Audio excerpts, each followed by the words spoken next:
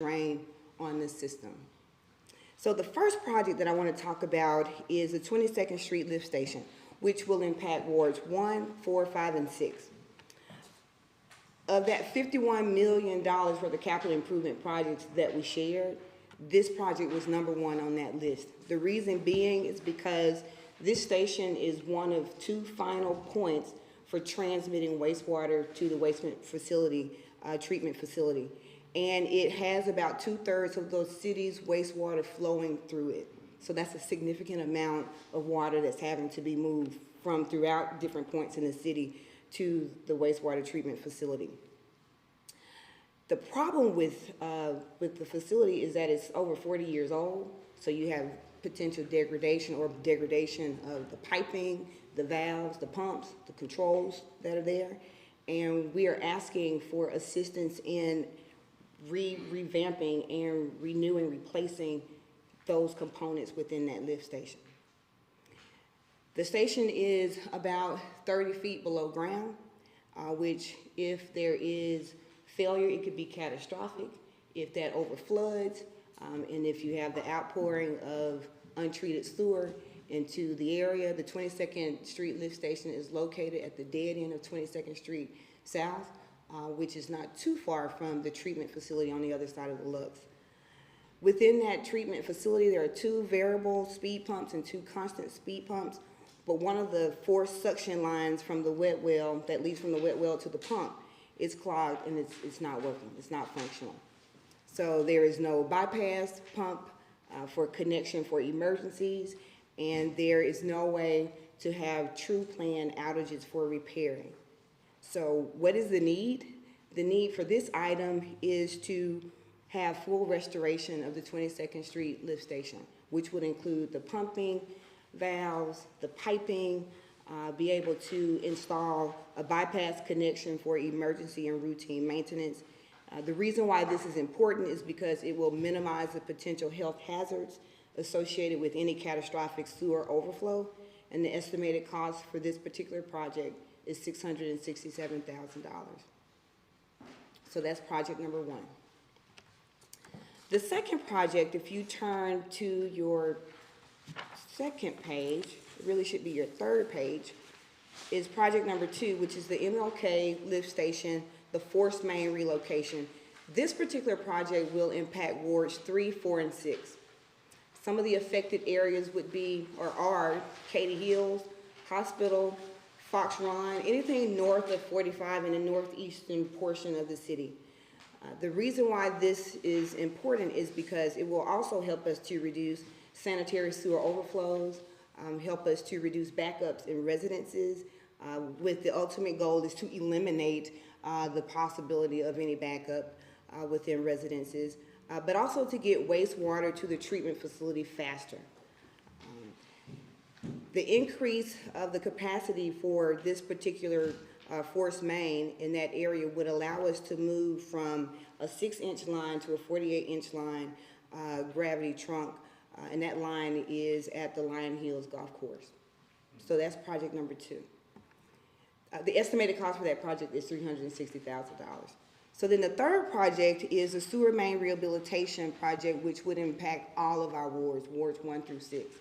And I mentioned earlier that we're taking in twice as much water as we're sending out. This particular project will significantly help to reduce that occurring. So this project will provide increased integrity of gravity sewer mains. During wet weather, the sewer flows would be reduced from overloading existing lines.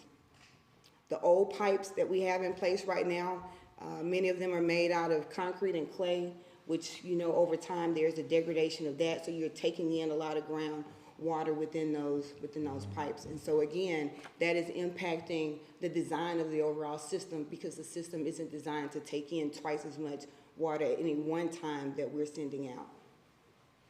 So why is this important? It's important because, again, it reduces the sanitary sewer overflows, it reduces the backup potentially into residences, and it extends the life of the pipe. The cost of this project estimated is $1 million.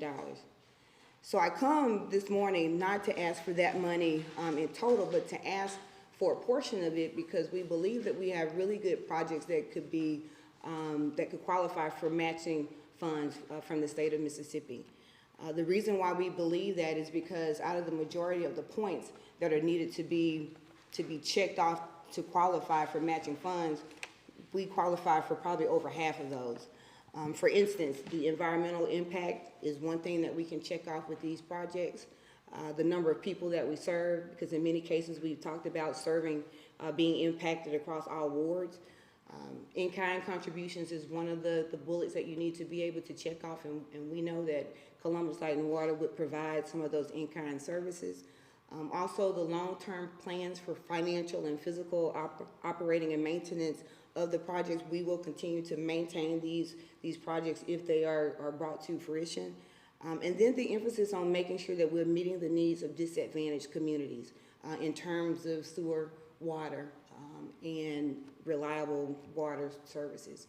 So we think that these are really good projects that are worthwhile being considered. We hope that maybe the council will take into consideration the impact that this will affect the entire city and not just one area in particular. So I'll stop with that and see if you have any questions or any concerns or anything that we might be able to address. You said you're not asking for all of it. Yes, sir. Is it broken down as, I mean, do we go with project number 1, project number 2, or is it portions of each, or what? It is. If you turn to the very first, the cover page on your project, on the packet, if you look out to the right-hand side, on the right-hand side, it breaks down each of the projects, and it shows what portion we are asking from the city and what portion we hope and believe could be matched by the state. For instance, for the 22nd Street lift station, the total cost is $667,000. We're asking for the city to provide $333,500. And then it's the same for the MLK. The total is $360K, looking for $180,000 from the city. And then the last one, which would impact our wards, it's $1 million project, but we're asking the city for $500K. So $1 million. Yes. $1,000. $1,013,500 in total. Yes. And that's what we asked, that's what you asking from the city. Yes. And you said you also, that the Light and Water could help with some in-kind Absolutely. services. Absolutely. But we would have to come up with the the 1,013. Yes, right, because those are the funds that can be matched by the state so that we can actually complete all of the projects. What you're saying there is if the city doesn't use the ARPA funds for a qualifying project, then there won't be a state match. That's right. Okay, so you got these lined out, which one first, top priority? Number one, all of these are needed immediately.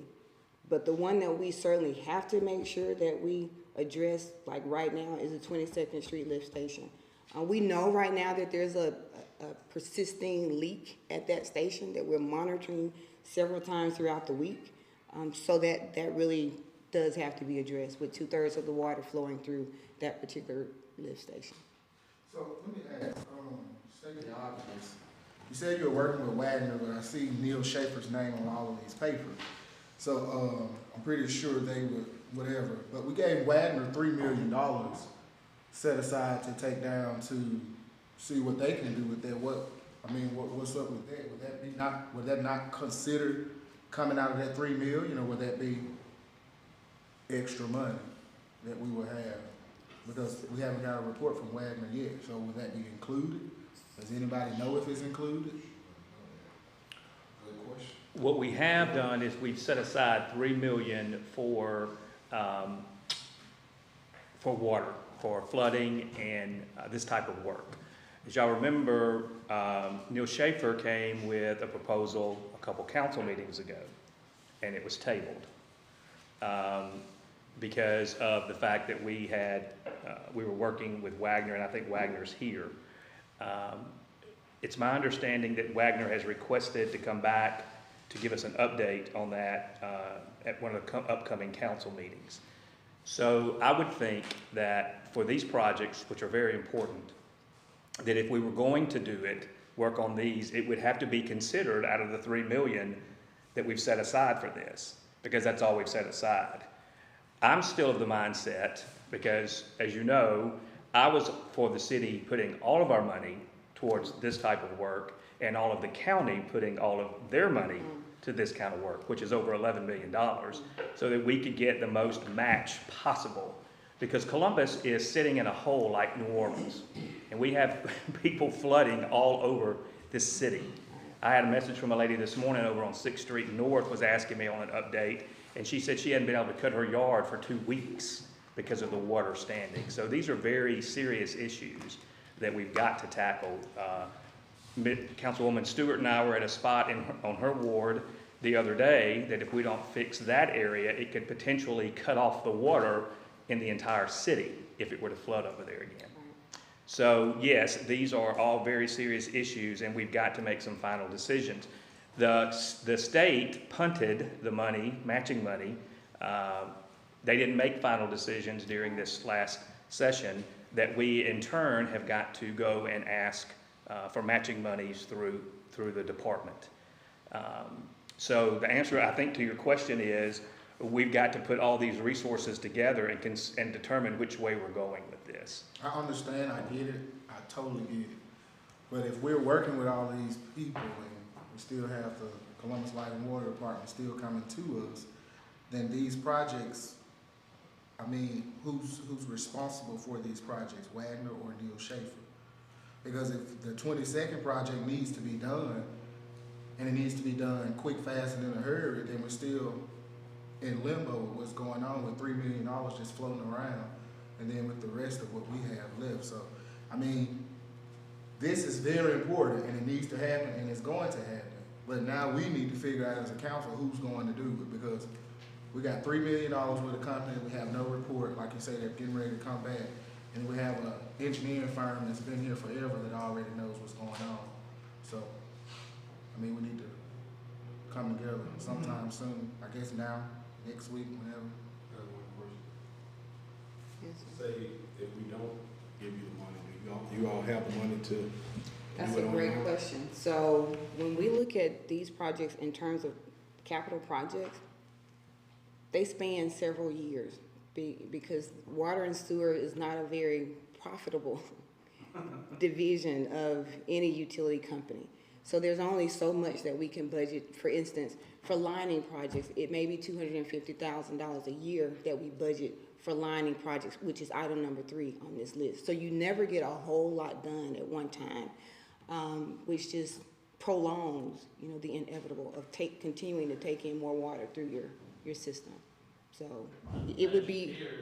If the city doesn't fund it, and they were able to afford it, they would not get the match, so they'd only be halfway. That was my next Yeah. question. Right. What if we loaned you all the money and then y'all gave it back to us after they match it? Would that be possible? I don't know if it Valid question. If we gave y'all all of our ARPA money I'll take the state. over a 3-year period, y'all got it matched, and then y'all gave that money back to us in so long, you know, after that. Councilman Jones, that would take a long for us to, I mean, Not the seriously. it matching would- part, just the part that we gave y'all. Yeah. I mean, I'm not the controller for Light and Water. I didn't come here with that in mind today, so I didn't ask that question. There may be an answer that we might need to find out. If that's the case, then we might can do it that way. But, I mean, whether we give it to you or not, I'm just saying if that is possible, then we can still loan it to you all, get it back in the future, and then use it for something else.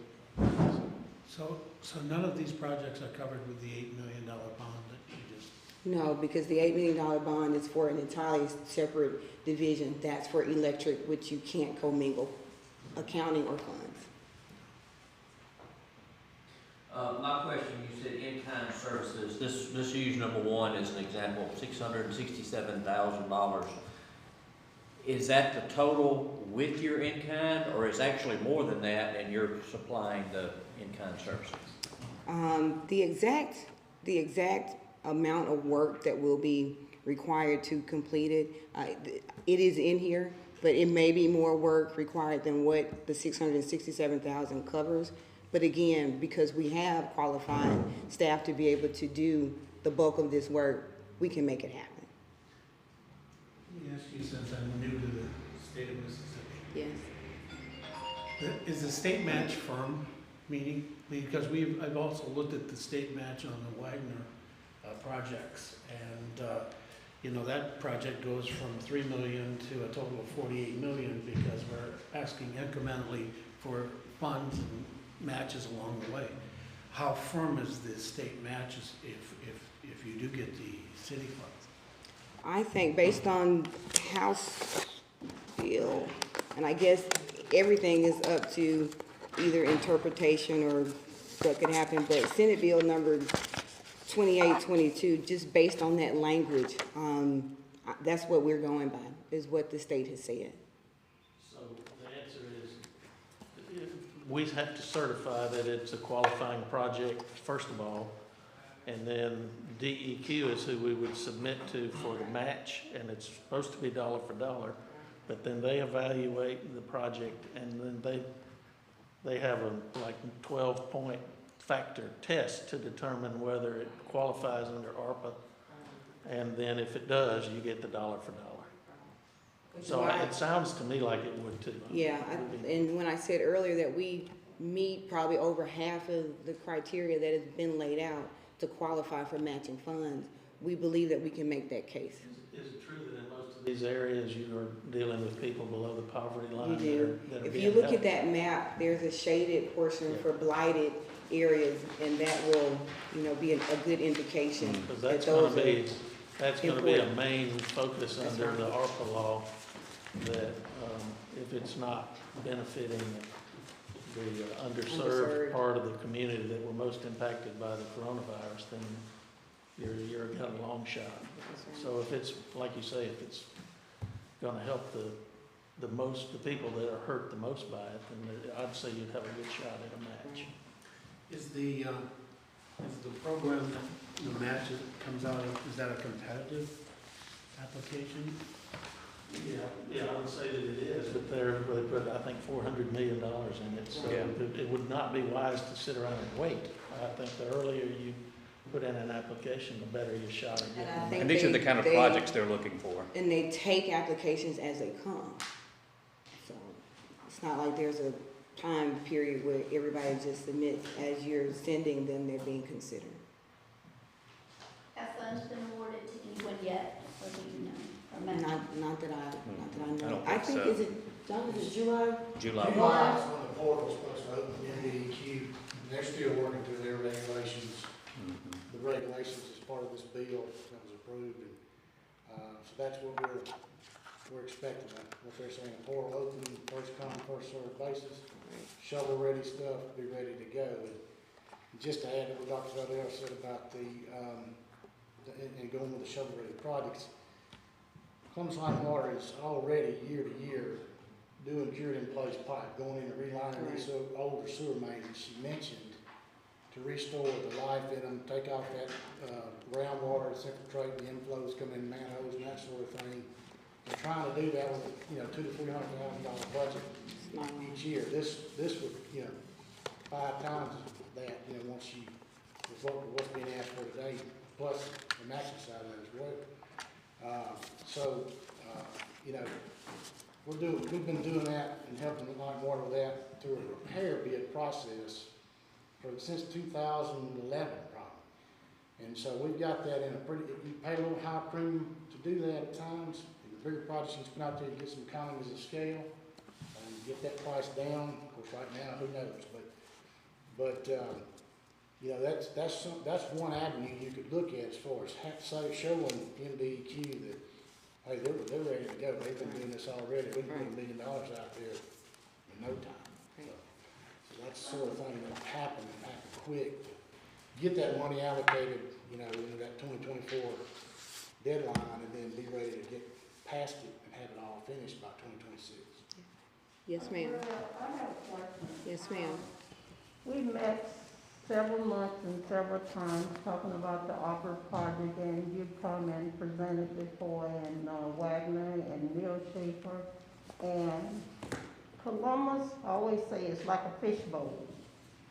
And we are sitting in a fishbowl. When you look at global warming, weather gets worse. Every time it rains, my phones ring all day with my toilet won't flush. I got sewage bagging up in my house. And we meet and we try to make a decision on this, and this is for everyone in this room. We need to make a decision on it. Now, for me, I would be in favor, the Light and Water Department, if you drive these wards, they are daily and constantly cutting and digging and repairing. Neil Schaefer, they are our engineer. Like I said, if you call Kevin Stafford about a pothole, you try to tell him where it is, he can tell you exactly where it is. Now, when you have two local firms that already doing the work, why is it so difficult for us? Because we have this opera money. You're not gonna get any more, and if you don't use it in time, you won't benefit from that. So why is it so difficult for us to make a decision? Basically, it's come down to who's gonna do the work. Will it be Wagner or will it be Schaefer? I look at it being Schaefer because they're local. You have to have maintenance when you have people do the work. If a new company come in, they're gonna be working and they're just gonna be some unknown things that they are not aware of. So you wanna get the best bang for your buck and get this done. We're sitting here and chances are we live in neighborhoods that might not be affected. I live on the south side of town. The water flows from north side to the south side. So they're pouring the water over and I'm drinking the water on the south side. So I'm very concerned. I got people here right now, their toilets are not flushing. So we have to make a decision about what we need to do. We talk about matching funds, we talk about opera funds, but you know what? We haven't spent not one penny of the funds that we have. So what good is the money if you don't put it to good use? Let me ask, can I ask you on these different projects, are they sequential or could they be done simultaneously? That's a great segue, because there's a young man sitting behind me who is the manager for the water division.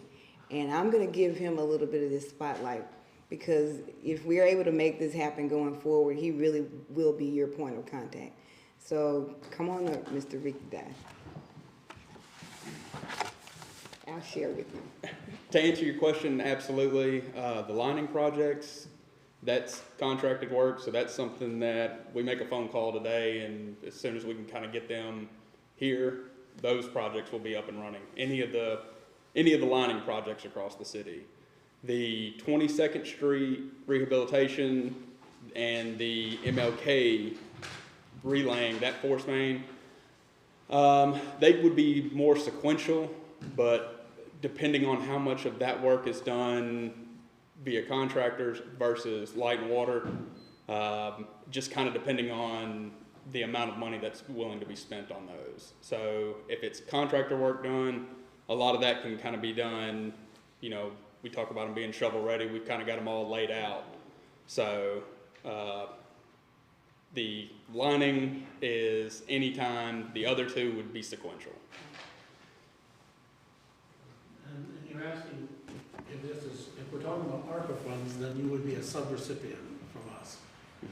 And so we need to make sure that all of the federal acquisition controls are in place. So I mean, that's just, because we'll be responsible. That's correct. Although you'll be doing it, Right. we'll be responsible. Right. And I think that that Senate bill, Jeff, it talks about a municipality being able to give those funds to the local utility to conduct that work. Yeah, or the county to do that work. So yeah. Have we asked the county to participate in this? Well, we're coming home, and this is home for us because we are a division of the city of Columbus. For sure. And Columbus is inside Lowndes County, so yes, we should be talking to them about this as well. What's your name again, sir? Ricky Dye. Any other questions, council? Yeah, just one, Mrs. Burrell, what type of time frame do you see yourself on for us to get back to you and give you the green light? That we gonna come with 1013? What type of time frame are we looking at? For us, the sooner the better, but I think according to the Senate bill, we have until 2024, is it, John? 2024, but every day we wait, We losing time. absolutely. And it's a first come, first Yes, sir. basis, so to speak, on trying to get your application in DEQ. All right. So when that portal opens, you need to be ready to get in there and get that application in and have all that documentation supporting that project. They're looking at spending 40% of that 400 million right off the bat for this first round. 20% water, sewer, each for water, sewer, and stormwater. So, and some of that can, and how they're ranking these projects can be imported on how you submit that in. And going back to some of the history here, some of that data we can provide, like talking about this lift station, we've gone out in 5 or 6 years ago and quoted a bypass connection for that lift station for emergency purposes, and it came in around $250,000 back then. So, there's some history there, projects sort of being ready already that you've worked on in the past that meet some of that same criteria that's in this bill as far as the ranking system goes within DEQ and how your project's going to fit and be weighted against others. Well, I see council as, with your thought on this matter, you think we should have put it all into water and sewage. I really think it's a no-brainer for us that we just move forward, whatever we need to do to get this taken care of.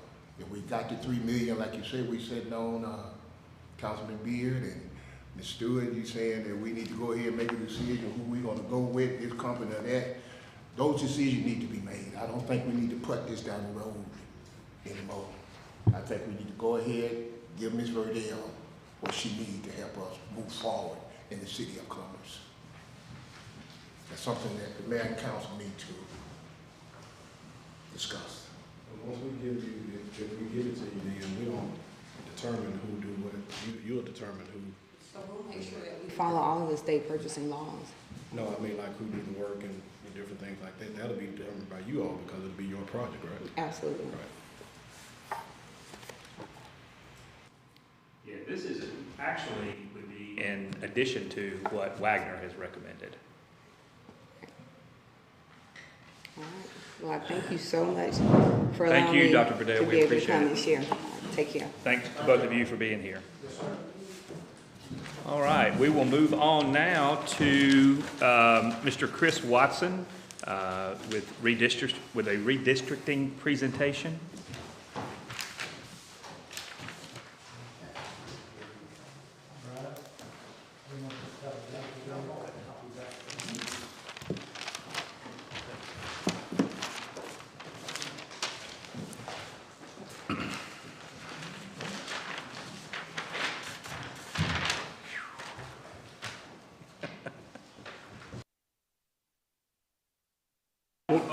Now the fun begins. Well, good morning, everyone. My name is morning.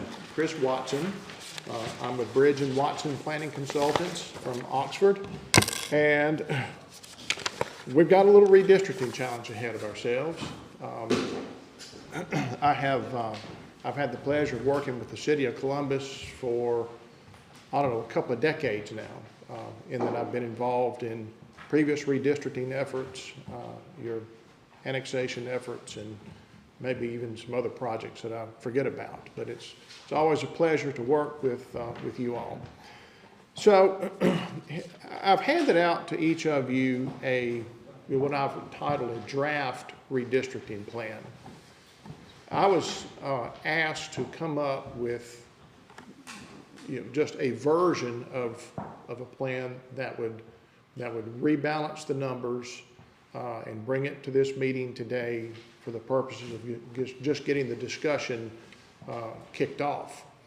Obviously, just because I've drawn the plan in one particular way, that doesn't mean that that's the way it has to be. There are a number of different ways that the districts can be redrawn. So let me first cover a little bit about exactly what our mission is today with regard to redistricting. So each of you have this data table like this. And down the right-hand side, you see each of the 6 wards listed, and you see the word benchmark. Benchmark stands for your current ward as it is configured today. And in redistricting, the first thing that comes into play is whether or not you violate the one person, one vote principle of the Constitution. So if you look over here, a little to the right of the middle of the chart, you see variance and percent variance. And down the variance column, you see, for instance, in Ward 1, you see the number 500 in parentheses. That means Ward 1 is underpopulated by 500 people, and that is computed by comparing the current population of Ward 1 to what the average population is across all 6 wards. If you take the city population of 24,084 people and divide it by 6, you get an ideal population of 4,014 people per ward, okay? So Ward 1 only has 3,514 people compared to 4,014 ideal, so Ward 1 is underpopulated by 500 people. That translates into a percentage of being underpopulated by 12.5%. And you can follow this on down and see how the remaining 5 wards are in that some are overpopulated and some are underpopulated. Ultimately, the top to bottom deviation for your wards is 28.6%. The law says that needs to be under 10%, okay? So the task here is to move ward boundaries around such that each ward has a population that is approximately equal to the ideal, such that our top to bottom deviation does not exceed 10%. And in doing that, we also have to pay attention to what our racial makeup is of the various wards as we go through that process. So with that in mind, that was, that's what I've done in this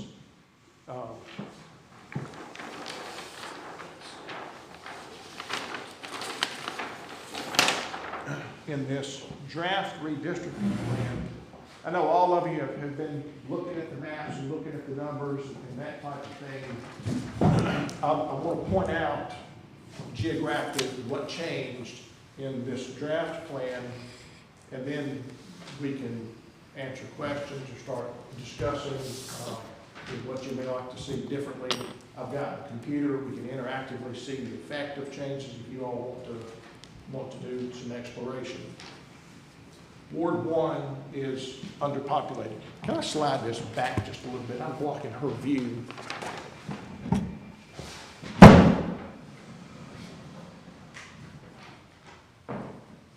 So Ward 1 is underpopulated by 500 people. To make up for that population loss, I moved this area that I'm indicating out of Ward 5 and into Ward 1. I made another move over here on the east side. This is an area that's in Ward 2. There's actually no population here. From a population standpoint, that doesn't matter whether it's in Ward 2 or 1. I moved it because it cleans up that boundary. It makes Ward 2 look a little more compact. But that's the type of thing that's neither here nor there in terms of impact to population. That move with respect to Ward 1 brings it close enough to perfect. It makes it underpopulated by 66%. With respect to voting strength of Ward 1, Ward 1 is your most concentrated with respect to minority population. Ward 1 is at 86.8% black voting age population today. This move would reduce that number to 78.6% black voting age population. Ward 2, before we make any changes to Ward 2, Ward 2 is overpopulated by 200 people. I grew Ward 4 down into Ward 2 to take that area south of Main Street and over to Highway 69. That would take that area away from Ward 2. And that would bring Ward 2, it would actually underpopulate Ward 2. Ward 2 would be underpopulated by 101 people. That puts it within a 2.5% variance range, which is a number we can work with. The Ward 2, the resulting minority composition of Ward 2 remains virtually unchanged. The black voting age population increased by 0.2 percentage point, from 69.7 to 69.9%. Ward 3 is unchanged in this plan. There's no change to the geography of Ward 3, and likewise no change to the racial makeup. Ward 3 currently is at 47.6% black voting age population, and of course that doesn't change. Ward 4, here, Ward 4 was underpopulated by 243 people. Of course, as I mentioned a moment ago, Ward 4 is given territory from Ward 2 to make up for that underpopulation. As a result, it appropriately balances Ward 4. It changes the racial makeup of Ward 4 by 0.2 percentage point. It reduces it from 70.9% black voting age population to 70.7% black voting age population. Ward 5, there's a two-step change to Ward 5. In that Ward 5, of course, it gives up population south of Main Street. That's the area that I assigned to Ward 1.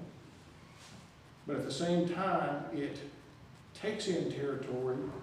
It comes up to and just north of the Highway 82 bypass up to Lincoln Road to 5th Street North, and looks like across Willow Road. Ward 5 was underpopulated by 288 people. Of course, taking this area south of Main Street out of Ward 5, it exacerbated, so to speak, the degree to which it was underpopulated. So Ward 5 has to pick up enough to offset the loss to 1, as well as to make up for its degree of underpopulation in the first place.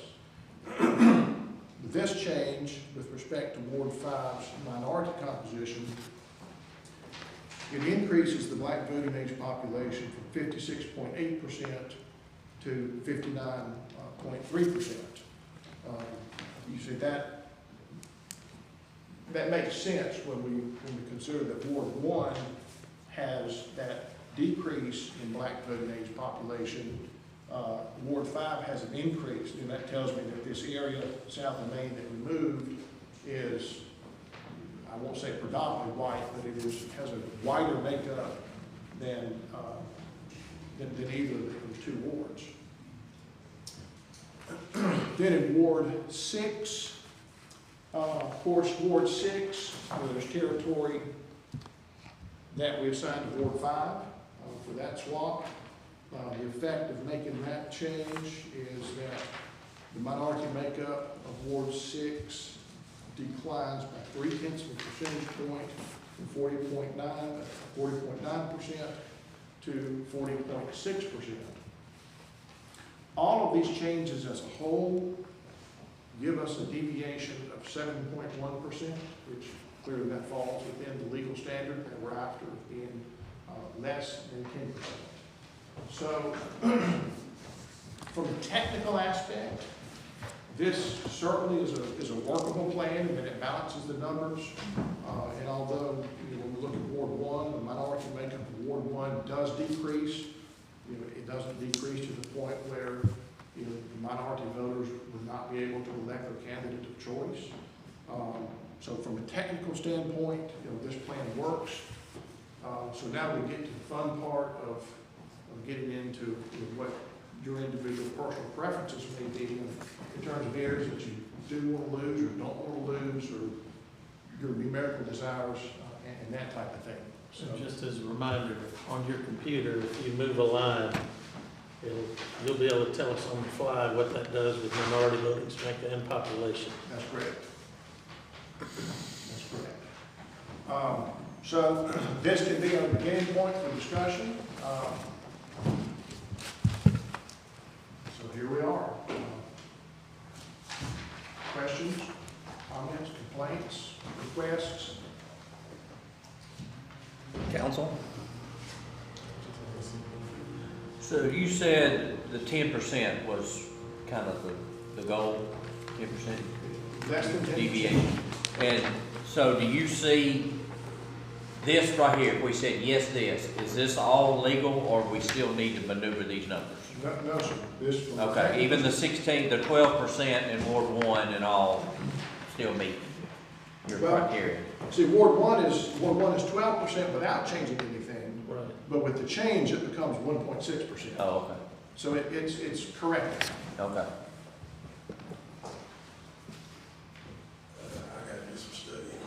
Yeah, I got a lot of just got to ride around and see what I'm getting. I can't just go off on a great deal. I don't know the area. I mean, please understand that. You talk about the redistricting. What about the that we want to annex? We want to do annexation. We want to be looking at, and the reason I say it because I'm looking at from a tax base standpoint, and I used to discuss it with former administration. We can't get the Red Lobsters. We can't get the Olive Garden because we are not at that 30,000 prior case. What they require before they come into an area. They got to have in that city around 30,000 employees. So I've been wrestling with this. Why don't we just try to increase so we can get to closest to that 30,000 as possible? So if we come up with something with some annexation in some area, bring it in, and I know the problem we have. You go out to Sherwood Forest, you're gonna have a fight. You're gonna be tied up in lawsuits forever. They don't want it. I understand that, but it is some areas that we can go into, and that's the only reason. It's not to make the city more black. It's about bringing more revenues into the city. I would like to see something like that happen. It's just me talking. Sure. From an annexation standpoint. Well, certainly you can do that. You all can annex if you wish to annex. And naturally, any areas that you add to the city through annexation would have to be absorbed into a ward for election purposes. How would that affect this plan? There's no way to know without knowing what area you're annexing, how many people are there, and the racial makeup, and all those types of things. So, What is the deadline for this, making a decision? So, you all are in a more fortunate position than counties and county school districts. County school districts have an election later this year. Your next election is, 3 years away, more or less? So you're not under any rapidly approaching deadline, but you obviously need to have this in place before the next election. And you need to have it done, in time such that the voter rolls can be updated for the ward changes, so that voters can receive notice. Inevitably, some people that used to vote in one place are going to have to go vote in another place because the wards change. You want to give those people plenty of notice. So, you all, with 3 years away from an election, I would say you easily have 2 years left to get this done. Easy. Get it done way before that. You got people, it's hard enough to get them to vote now, you change something. Yeah, you might want to change your polling places and people Right. want to know about that. Exactly. I think we should have it at least a couple of years before. Any other questions or comments? Good job. So good job starting, well, thank you. We know where to Well, go. this is my shot in the dark, without knowing any of your personal preferences. I guess the question then for the council is, do you need Mr. Watson back on Tuesday night, or do y'all want to just tell us when you want to? I didn't hear you. Do you want to bring him back Tuesday night for trying to have a further discussion on? I think they want to go out and, I would say let us digest this first. That's what I thought. I just wanted to make sure. You're gonna have a conflict Tuesday. You ain't got to drive that now. Okay, then here's going forward. You all take the time that you need to study this. I'll leave this large map here. That, someone can't see the details, I'll leave this large map here for you. And I'm gonna wait to hear from you all in terms of what you want the next step to be. We need to explore something different. Obviously, we can do that. If you all want to move forward with this plan, then we go into the next steps. Mr. Watson, when the council, and it seems to me that some of them are going to be out driving around looking at the streets and stuff, if they were to contact you and ask you to, on your computer, move things around a little bit, could they be proactively getting information from you? Absolutely. Okay, Absolutely. good. And that's not uncommon. I'll tell you what that does sometimes is it creates inevitable conflict. You know, let's hypothetically, I'm going to pick on two of you here just a minute, okay?